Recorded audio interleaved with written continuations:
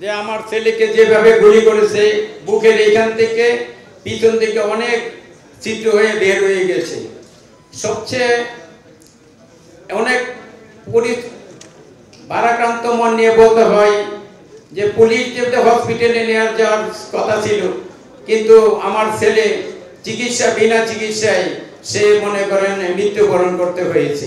তারা আওয়ামী লীগের পেশোয়ার সরকার, ছাত্রলীগ, বিভিন্ন ধরনের পুলিশ সংগঠনে আলাদা হসপিটালে ঢুকতে দেয়নি এবং চিকিৎসা ও সেবা দিতে তারা বাধা বিঘ্ন সৃষ্টি করেছে।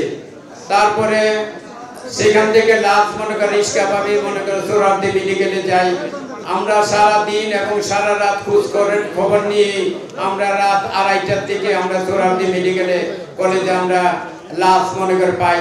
তারপরে 5ই আগস্টে রাত্রে যখন লাশ নিয়ে যায় অনেক কষ্ট হয়েছে, অনেক সংগ্রাম করতে হয়েছে, পুলিশের বাধার মুখে পড়তে হয়।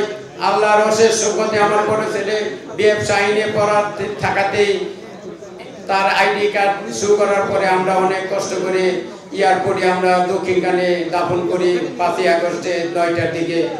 আসলে এখন জুলাই আগস্টে যে সমস্ত শহীদ হয়েছে, আমরা বিএনপি পরিবারকে একটি কথা বারবার আমি অনুরোধ রাখতে চাই, আপনারা আমাদের পাশে থাকুন। যে বিচারের জন্য আমরা যে চেষ্টা করতেছি, আসলে বিচারের জন্য আমরা সেইভাবে কোনো আগ্রহ দেখতে পাচ্ছি না। আপনারা যদি আমাদের পাশে থাকেন তাহলে আমরা মনে করব অদূর ভবিষ্যতে যেন আমরা যে শহীদ পরিবার আপনাদেরকে সাপোর্ট দেই। বিএনপি পরিবার আশা করি বাংলাদেশের প্রতিটি আনাচে কানাচে বিপুল ভোটে জয় হয়ে বাংলাদেশ সরকার গঠন করতে পারবে। এটি আমাদের শহীদ পরিবারের উদ্দেশ্য এবং চেষ্টা।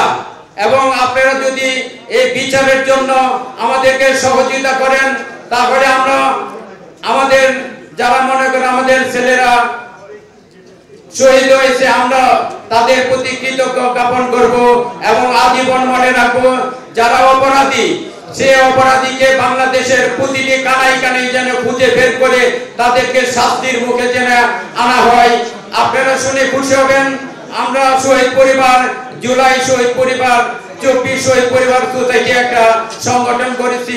সেটার চেয়ারম্যান আমি এবং মহিউদ্দিন ভাই উপদেষ্টা, স্নেহ মুগ্ধ বাবা হইল উপদেষ্টা এবং শহীদুল্লাহ সাহেব উপদেষ্টা। আমরা চাই আপনাদের সাথে এক হয়ে আমরা যেন শহীদ পরিবার কাজ করার জন্য আমরা চেষ্টা করব এবং বেশিরভাগ সারা বাংলাদেশে যে ধরনের মেসাকার সৃষ্টি হয়েছে আমরা চাই বিচারের যেন কোনো প্রকার যেন কমতি না হয়। এবং আপনাদের কথা দিতে হবে আগামী সংসদ নির্বাচনে যদি আপনারা বিপুল ভোটে পাস করেন তাহলে শহীদ পরিবারের প্রতিটি শহীদের জন্য বিচার হয়। এটি আমাদের দাবি এবং উদ্দেশ্য। আমি মনে প্রাণে বিশ্বাস করি আজকে দেখেন আমরা বিচারের জন্য কত কষ্ট করতেছি, কিন্তু বিচারের তেমন করে ফলপ্রসূ হয় নাই। আমি সারা বাংলাদেশে আপনাদের মেসেজের মাধ্যমে জানাতে চাই, যদি বাংলাদেশ যতদিন থাকে যদি বিচার করা না হয় 2024 সালে, তাহলে আবার যেন বাংলাদেশে আমরা যারা অভিভাবক আছি আবার রাজপথে নামবো, এটি আমাদের প্রতিজ্ঞা এবং ইচ্ছা।